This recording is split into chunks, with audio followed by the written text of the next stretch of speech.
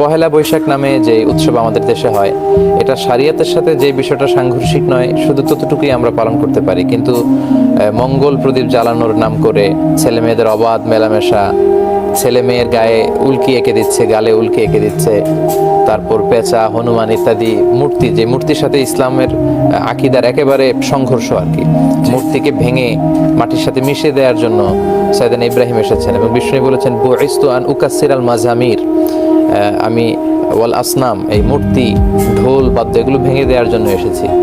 So এই যে বিষয়গুলো কন্ট্রাডিক্ট করে, এগুলো কিন্তু আমাদের জন্য পালন করা সম্ভব নয়। আমাদের যদি এরকম কালচার থেকে থাকে যে পান্তা ইলিশের কালচার, এটা খাওয়া যেতে পারে। হাল খাতার যে উৎসব আমরা করি, এটা করা যেতে পারে। একে অন্যের বাড়িতে বেড়াতে যাওয়া, আমাদের আবহমান কাল ধরে আমাদের সংস্কৃতির সাথে যেটা মিলেমিশে একাকার হয়ে আছে, এগুলো আমরা পালন করতে পারি। কিন্তু আমাদের আকীদার সাথে সাংঘর্ষিক এরকম কোনো বিষয়ে আমরা জড়াতে পারি না। আসসালামু আলাইকুম, hello everyone, welcome to another my Baishakh blogs. So dear জামাইজান, পয়লা বৈশাখের ফিলিংস হচ্ছে হোক। আমরা পয়লা বৈশাখ পালন না করে রোজা রাখার লোক। আমরা মুসলিম, পয়লা বৈশাখ আমাদের জন্য না। সবাইকে আল্লাহ বোঝার তৌফিক দান করুন। কিন্তু আপনারা দেখতে পেরেছেন আমি হচ্ছে ইলিশ মাছ এখানে আর কি দেখাচ্ছিলাম, দুটো মিনি সাইজের। আর এখানে বেগুন দুটো নিয়েছিলাম ভাজার জন্য, আর অনেকগুলো নিয়ে এসেছিলাম। এই দেখেন আমি হচ্ছে ইলিশ মাছ ফ্রাই করে ফেলেছি। সো আপনারা বলতে পারেন যে এত এখানে বলছে, তো তারপর আবার সে নিজেই ইলিশ বেগুন ভাজছে। তো এটা হচ্ছে পয়লা বৈশাখ উপলক্ষে না। সো আপনারা প্রথমত আমি আপনাদের একটা ভয়েস দিয়ে দিয়েছি, আর তার জন্য আপনারা তো দেখতেই পাচ্ছেন। সো তারপরে আমি এখানে পান্তা ভাত আর বেগুন ভাজার জন্য প্রসেসিং করছিলাম। তো বেগুনটা ম্যারিনেট করে নিচ্ছিল। তো এখানে ম্যারিনেট করা শেষ পর্যায়ে তারপর হচ্ছে আমি এখানে এটা হচ্ছে ঢেঁড়স ভাজি করে নিচ্ছিলাম। একটু ভাজি না করলে কিন্তু ভালো লাগে না। সো ঢেঁড়সটা হচ্ছে আমি এখানে ভাজা ভাজা করে ভেজে নিচ্ছিলাম। আর ইদানিং ভয়েস দিতে অনেক নয়েজ চলে আসে, আপনারা এটা কাট করবেন নয়েজটা। সো তারপর হচ্ছে আমি এখানে পান্তা ভাত নিয়ে নিচ্ছিলাম আমার জন্য। সো আমি এখানে প্লেটে পরিবেশন করবো, আপনারা দেখবেন।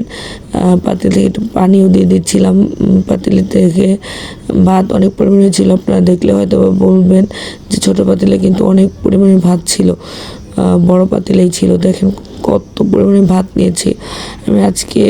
অনেক দিন যাবত আর কি পান্তা ইলিশ খেতে ইচ্ছে করছিল। তো আমি এখানে কাঁচামরিচ নিয়ে নিয়েছি, আর ইলিশ 1 পিস নিয়েছি, বেগুন নিচ্ছি 2 পিস। তো তারপর হচ্ছে পেঁয়াজ এগুলো নিয়ে নিয়েছি, কাঁচামরিচ। তো দেখেন এখানে অসম্ভব সুন্দর ছিল। আর ফ্রাইগুলা, ইলিশের যে একটা ঘ্রাণ ছিল, আপনারা দেখেন। আমি হচ্ছে একটা ট্রেতে এখানে সাজিয়ে নিয়েছিলাম। তো তারপর হচ্ছে আমি আলাদা আলাদাভাবে এখানে আর কি রেখে দিয়েছিলাম, যাতে এটা দেখতেও সুন্দর লাগে আর খেতেও ভালো লাগে। অসম্ভব সুন্দর একটি ঘ্রাণ বের হচ্ছিল, যা আপনাদের কি বলবো। তো দেখেন এখানে হচ্ছে আমি পুরো ট্রেটা যেভাবে সাজিয়েছিলাম সেটা দেখাচ্ছিলাম।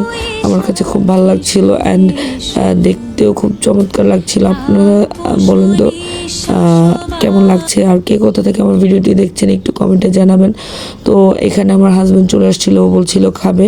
তো ওর জন্য আমি এখানে প্লেট সাজিয়েছি, এবং আমরা খাওয়ার পর এতটুকু ছিল মাছ, এই কয়টা ছিল। তো তারপর হচ্ছে আমি তার প্লেটটা সাজিয়ে দিয়েছিলাম। অসম্ভব সুন্দর লাগছিল আর একটা ফিল হচ্ছিল। তো এখানে আমার হাজব্যান্ডের জন্য আমি ট্রেতে নিয়ে এসেছি এবং তার প্লেটটা সাজিয়ে দিয়েছি। সে এখানে ফোনে কথা বলছে। এই ফোন নিয়ে যে কি একটা ঝামেলা, ফোনে নিয়ে যে তারা কি পড়েছে। আর জানি না কার কার হাজব্যান্ড এরকম ফোনটা নিয়ে তারা ব্যস্ত থাকে বেশি। সো তারপর হচ্ছে খাচ্ছিল, তাও ফোনে কথা বলছিল।